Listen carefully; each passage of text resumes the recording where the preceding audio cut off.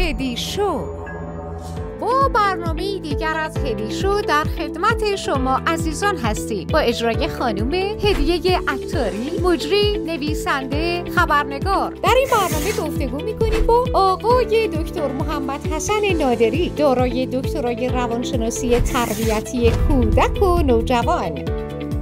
آیا کودک شما تمرکز ندارد؟ مدام در حال جنب و جوش است؟ در مدرسه با چالش‌هایی روبروست؟ اختلال ADHD، بیش فعالی در کودکان.